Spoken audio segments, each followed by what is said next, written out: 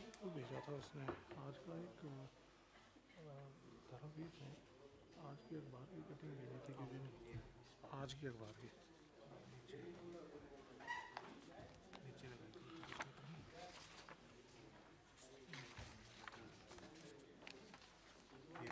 Nursing assistant का है।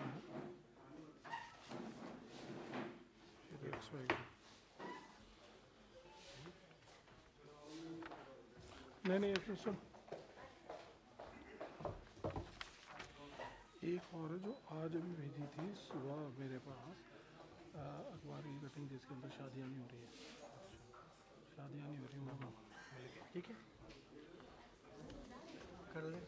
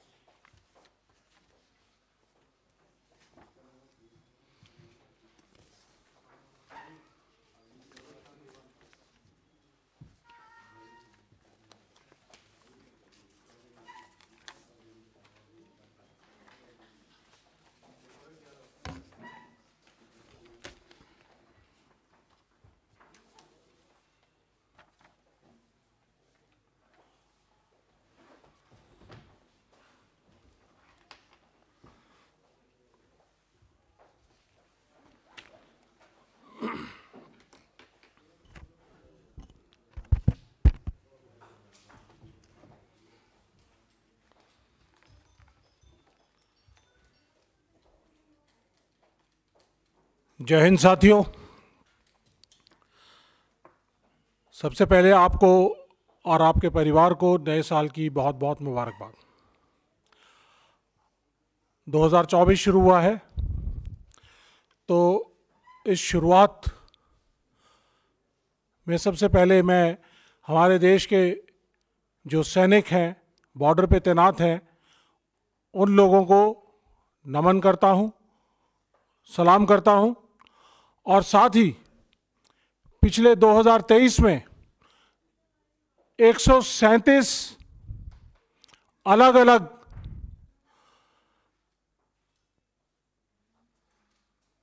Terrorist के खिलाफ लड़ाई लड़ते हुए या बॉर्डर पर अपनी ड्यूटी के दौरान 137 इंसिडेंट्स में तकरीबन 104 हमारे जाबाज सैनिकों ने जो शहादत दी है, उनको नमन करता हूं, सलाम करता हूं और कांग्रेस पार्टी की तरफ से उनको श्रद्धांजलि। साथियों, आज का मुद्दा बहुत ही गंभीर है। युवाओं से, देश की सेनाओं से, देश की सुरक्षा से जुड़ा हुआ है। जैसा आपको मालूम है, अग्निपथ स्कीम, जिसके तहत अग्निवीर सैनिक भर्ती किए जा रहे हैं, ये देश की सुरक्षा प्रणाली के साथ बहुत बड़ा खिलवाड़ है, घातक है और देश की सुरक्षा के लिए सही नहीं है। इसके दो बड़े पहलू हैं। अग्निपथ स्कीम 2022 जून में आई। एक पहलू जो 2022 जून में स्कीम आने से पहले का है, और एक पहलू जो देश की सुरक्षा कमजोर हो रही है, देश के सैनिकों की संख्या कम हो रही है, वो दूसरा पहलू जून 2022 के बाद का है। आज हम मोटे तौर पे फोकस करेंगे जून 2022 से पहले वाले मुद्दे में, जो एक बेरोजगारी, अपमान, निराशा और पेन की, दर्द की एक बड़ी भयावह कहानी है। 2022 जून से पहले, अग्निपथ स्कीम आने से पहले, तकरीबन 1.5 लाख से ज्यादा युवा इंडियन आर्मी, एयरफोर्स, नेवी, इसके अंदर 2019 से लेके और 22 तक के बीच की जो भर्तियां अनाउंस की गई थी, उसके तहत अलग अलग चरणों में भर्ती की गए। उनके medical, physical, documentation, written examination complete किए गए और उसके बाद 2022 31 मई तक ये बड़े खुशहाल सैनिक थे, देश की सेवा में बॉर्डर पे काम करने के लिए तैयार थे, देश में भर्ती होने के लिए तैयार थे और अचानक इनके देश सेवा के सपने को, देश प्रेम के सपने को तोड़ दिया जाता है। 31 मई तक वेबसाइट्स के ऊपर, डिफेंस वेबसाइट्स के ऊपर ये चयनित कैंडिडेट्स थे जो कि हमारे देश की सेनाओं में आगे जाकर काम करना था रेगुलर सैनिक के तौर पे। अचानक इनके सपने टूट जाते हैं, चूर चूर हो जाते हैं और मोदी सरकार एक हथौड़े से इनके भविष्य का फैसला कर देती है कि अब आप देश के सैनिक नहीं बन सकते। ऐसे युवाओं, एयरफोर्स में 7,000 युवा थे जिन्होंने अपनी सारी प्रक्रिया पूरी कर चुके थे, सिर्फ ज्वाइनिंग लेटर का इंतजार कर रहे थे। 2019 से 22 के दौरान ये भर्तियां अनाउंस की गई थी, सिर्फ ज्वाइनिंग लेटर देना था, लेकिन वो नहीं दिया। इसी तरह से नर्सिंग असिस्टेंट आर्मी में, जो कि मेडिकल कोर है, उस मेडिकल कोर को अग्निपथ स्कीम के दायरे से बाहर रखा गया। आर्मी ने जो प्रेस कॉन्फ्रेंस, डिफेंस ने जो प्रेस कॉन्फ्रेंस की थी, उसके अंदर कहा गया कि आइंदा जितने भी सैनिक भर्ती होंगे वो अग्निवीर होंगे, लेकिन आर्मी मेडिकल कोर के अंदर, आर्म्ड फोर्सेस की जो मेडिकल कोर है उसके अंदर रेगुलर भर्ती ही होगी। ऐसे 2,500 नर्सिंग असिस्टेंट जो कि तैयार थे, भर्ती होने के बाद ज्वाइनिंग लेटर्स की इंतजार कर रहे थे, उनको भी कैंसिल कर दिया गया। उनको तो कम से कम रोजगार आगे दिया जाता, देश की सेवा का मौका दिया जाता, लेकिन नहीं दिया। जैसा कि आपको मालूम है कि जब ये अग्निपथ स्कीम लाई गई, जैसा कि आप सबने देखा होगा कि उस समय के सेनाध्यक्ष जनरल M.N. नरवाने, उन्होंने अपनी किताब के अंदर कुछ दिन पहले एक खुलासा किया कि अग्निपथ स्कीम देश की सेनाओं को चौंका देने वाली स्कीम थी। ये उनकी मांगी हुई स्कीम नहीं थी, उनकी रिक्वायरमेंट नहीं थी। वो नहीं चाहते थे कि कोई भी अग्निपथ स्कीम के तहत अग्निवीर भर्ती हो, वो रेगुलर सेना चाहते थे, क्योंकि 2 वेस्टर्न और ईस्टर्न बॉर्डर के ऊपर हमारी सेनाएं लड़ रही हैं और इंटरनल सिक्योरिटी का आधा हिस्सा, तो 2.5 फ्रंट बैटल बोलते हैं इसको, वो लड़ रही हैं। तो हमें कॉन्ट्रैक्ट वाली फौज नहीं चाहिए थी, हमें रेगुलर सैनिक चाहिए थे। उन्होंने यहां तक भी अपने वक्तव्य में कहा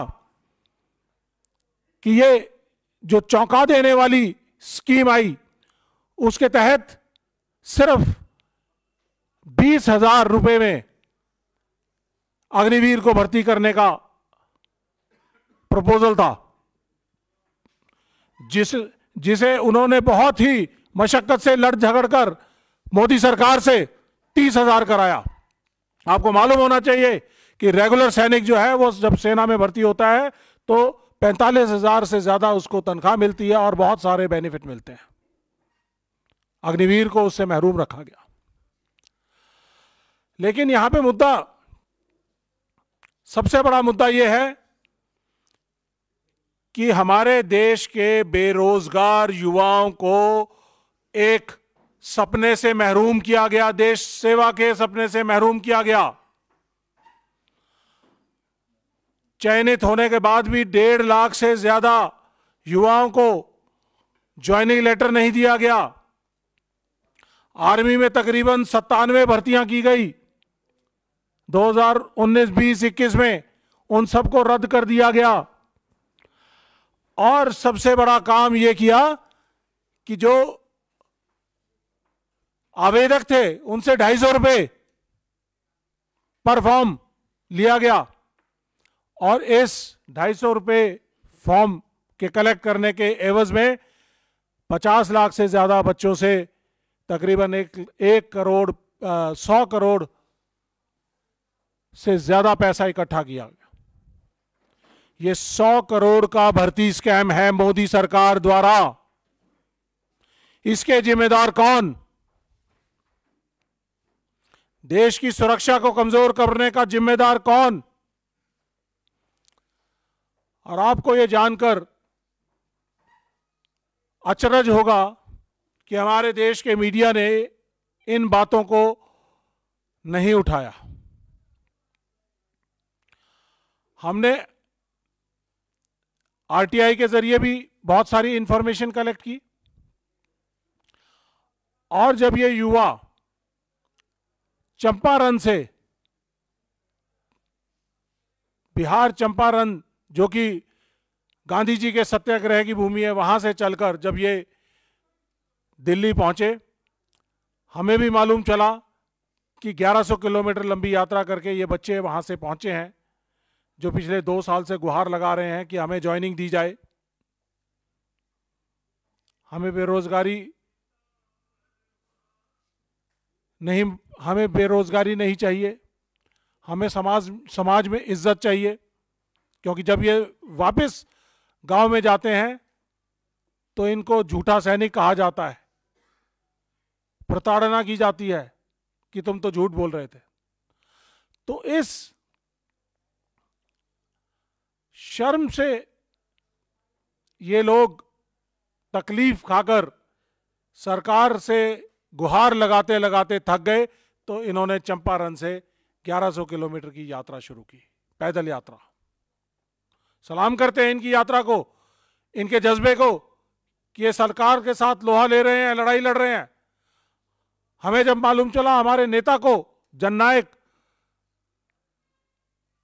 राहुल गांधी जी को पता चला, तो उन्होंने कहा कि ये तो बहुत गलत कर रही है मोदी सरकार हमारे युवाओं के साथ, हमारी सेना के साथ। तो उन्होंने इन बच्चों को बुलाया, उन बच्चों की पीड़ा सुनी, उनके पेरेंट्स थे, उनसे बात सुनी। मालूम चला 64 बच्चे जो भर्ती हो चुके थे, सेना में ज्वाइनिंग लेटर का इंतजार कर रहे थे और सरकार से गुहार लगा लगा कर परेशान हो गए थे और देश सेवा के सपने को टूटने से दुखी थे, आहत थे, तो 64 बच्चों ने इस दौरान सुसाइड किए।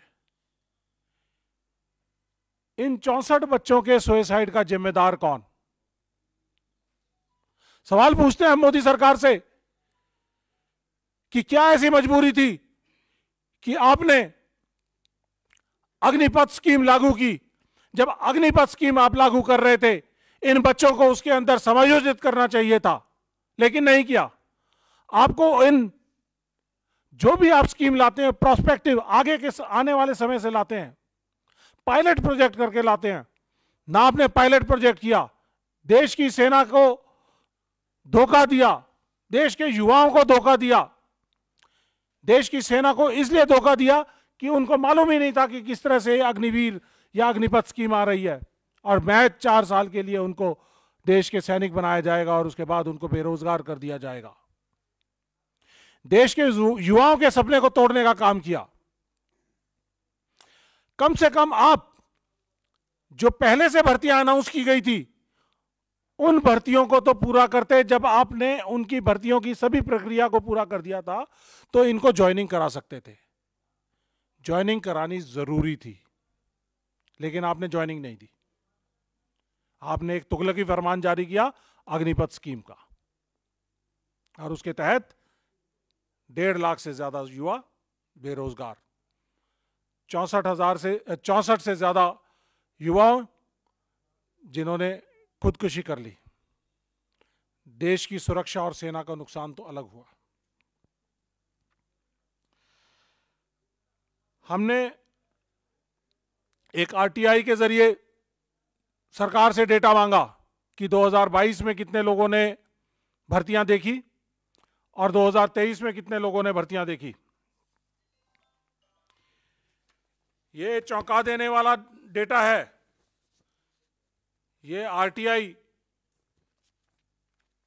जिसका जवाब मिनिस्ट्री ऑफ डिफेंस ने दिया है, उन्होंने बताया है कि 2022-23 इसमें जो डेटा है ये 2022 से लेके और 2023 मार्च के बीच का है। 34 लाख युवाओं ने भर्ती देखी, लेकिन 2023-24 के अंदर ये संख्या सिर्फ घटकर 10 लाख रह जाती है। तो इसका मतलब कहीं ना कहीं ये अग्निपथ स्कीम और अग्निवीर जो इसके तहत भर्ती किए जा रहे हैं, ये देश के युवाओं को पसंद नहीं है, देश के युवाओं के लिए सही नहीं है, देश की सेनाओं के लिए सही नहीं है। 34 लाख युवा जो 2022-23 में देश की सेना में आना चाहते थे, उनकी संख्या घटकर सिर्फ 10 लाख रह गई। 24 लाख युवा जिनके देश सेवा के सपने को तोड़ा है इस मोदी सरकार ने, उसका जवाब देना पड़ेगा। इसका एक और पहलू है, क्योंकि कम लोग भर्तियां देखने आ रहे हैं, तो जब इनका कंपटीशन पहले होता था, हजारों की तादाद में जब दौड़ लगाते थे, तो आगे के 40-50 बच्चों को सिलेक्ट कर लिया जाता था। 1 किलोमीटर और 600 मीटर की जो रेस होती है, उसके अंदर 4 मिनट और 45 सेकंड के अंदर आना होता है। एक्सीलेंट। पास तो 5.5 मिनट तक होता है। 4.5 मिनट के अंदर युवा कंपटीशन की इतनी तैयारी करते थे, 4.5 मिनट के अंदर दौड़ पूरी करके आ जाते थे, सैकड़ों की तादाद में, और उनमें से शुरू के 50-60 बच्चे लिए जाते थे। आज 6 मिनट तक खुला रखते हैं एनक्लोजर को कि कोई तो पहुंच जाए। कंपटीशन कम हो गया और जो क्वालिटी है उसके अंदर कॉम्प्रोमाइज हुआ। साथियों,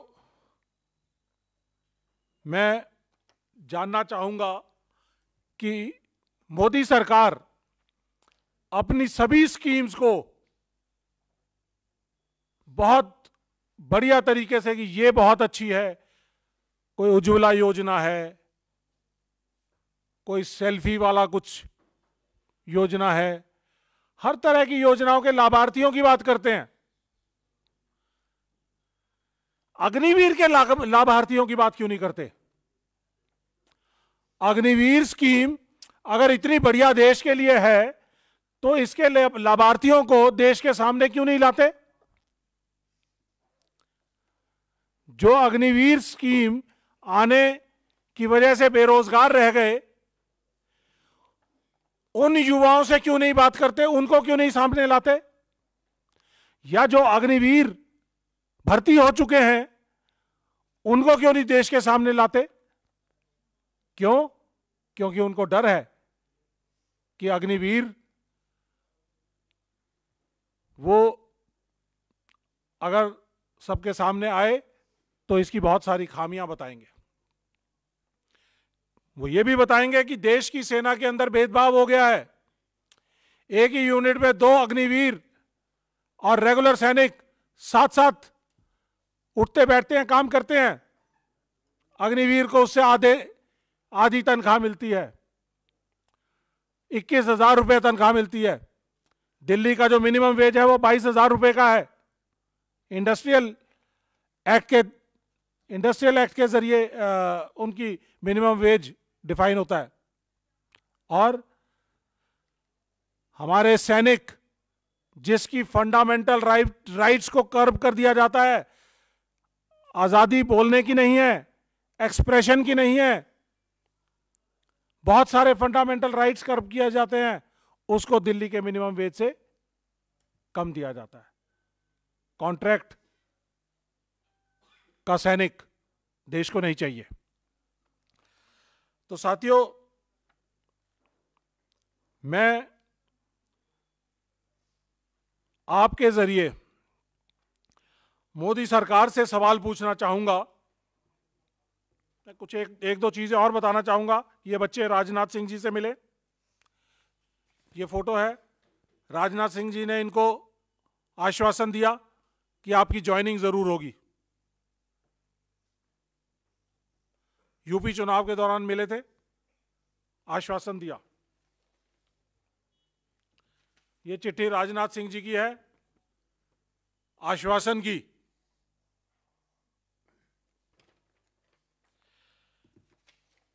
ये नर्सिंग असिस्टेंट जिनको रेगुलर सैनिक के तौर पे अग्निवीर स्कीम आने के बाद भी रेगुलर सैनिक के तौर पे जिनको लिया जाना था, उनकी भर्तियों को भी रद्द कर दिया गया। ये नर्सिंग असिस्टेंट है जो मेडिकल के अंदर, मेडिकल कोर के अंदर सेवाएं देते हैं। तो साथियों, मैं मोदी सरकार से साफ साफ सवाल करना चाहता हूं, पूछना चाहता हूं कि 100 भर्तियां आर्मी एयरफोर्स जिसके तहत 1.5 लाख से ज्यादा बच्चे सिलेक्ट किए गए, उनको ज्वाइनिंग क्यों नहीं दी? उनको तुरंत प्रभाव से ज्वाइनिंग दी जाए।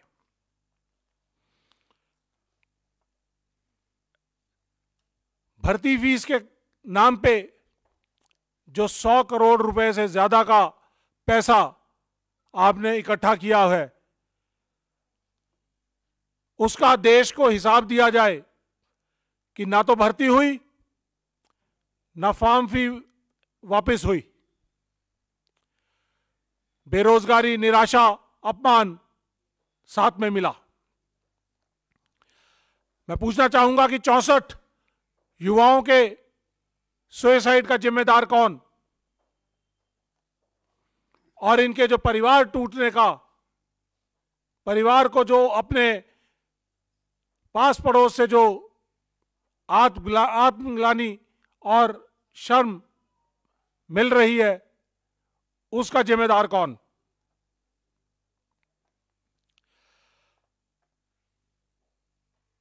मैं मोदी सरकार से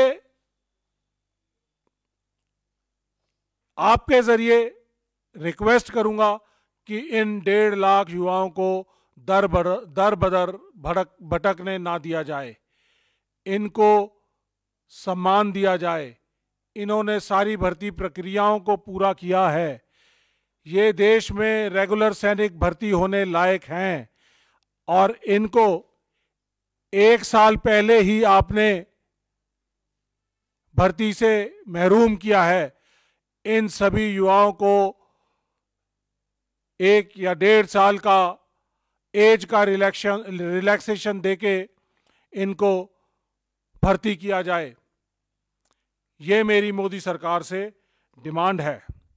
और इसके साथ आखिर में मैं एक चीज और आप लोगों से साझा करना चाहूंगा। कुछ पुराने दस्तावेज हैं कि 6,34,000 एयरफोर्स के भर्तियों के लिए बच्चों ने भाग लिया, उनमें से 7,000 सेलेक्ट हुए। बहुत सारा कुछ है, राजनाथ जी से मिलने का प्रूफ है, बहुत कुछ प्रूफ है, लेकिन इन बच्चों को आज तक कोई भी इज्जत, मान सम्मान नहीं दिया। इन बच्चों को मान सम्मान दिया है हमारे नेता राहुल गांधी जी ने, अपने पास बुलाकर, इनकी पीड़ाओं को सुनकर, इनके दुख दर्द को जानकर, और इनको वायदा किया है कि हम सड़क से संसद तक आपकी बात को उठाएंगे और आपके साथ खड़े हैं। और आखिर में, ये कोई बड़ा पुराना नहीं, मेरे ख्याल से आज का ही है, जो सामाजिक पहलू है इसके साथ जुड़ा हुआ, इन युवाओं के साथ जो खासकर अग्निवीर भर्ती हो रहे हैं, क्योंकि 17 साल में भर्ती, 21 साल में बेरोजगार, 18 साल में भर्ती, 22 साल में बेरोजगार, उनके साथ शादी करने के लिए लड़कियों ने इनकार कर दिया कि अग्निवीर हो तो शादी नहीं करेंगे, रेगुलर होते तो जरूर करते, क्योंकि परिवार की सुरक्षा एक रेगुलर सैनिक के साथ जुड़ी हुई है, जो अग्निवीर के साथ नहीं जुड़ी हुई। तो इसलिए आखिर में यही कहूंगा, सरकार चेत जाइए, वरना 2024 में आपसे लड़ाई लड़ने के लिए हम तो तैयार ही हैं, वरना ये 1.5 लाख बच्चे और बहुत सारे जो युवा जिनका आपने सपना तोड़ा है, वो भी आपको इस दिल्ली की मगरूर सत्ता से बेदखल करने का काम करेंगे। बहुत बहुत धन्यवाद। और अंत में, जुड़ेगा भारत, जीतेगा इंडिया, और इस न्याय की लड़ाई को 14 जनवरी से हम सब लड़ने के लिए तैयार हैं, भारत न्याय यात्रा में शामिल होकर। बहुत बहुत धन्यवाद। कोई सवाल? बिल्कुल लीजिए आरटीआई की फोटो। अच्छा, जरूर जरूर।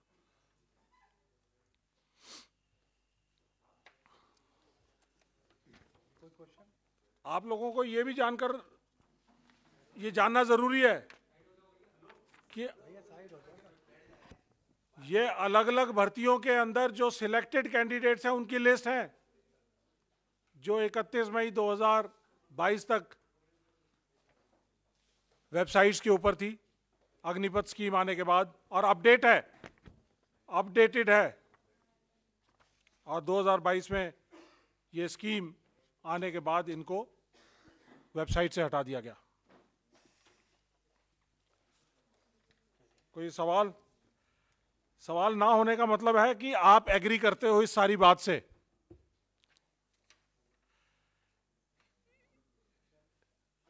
एम आई राइट? कि देश की सेना मजबूत होनी चाहिए। देश तभी मजबूत होगा जब देश की सेना मजबूत होगी।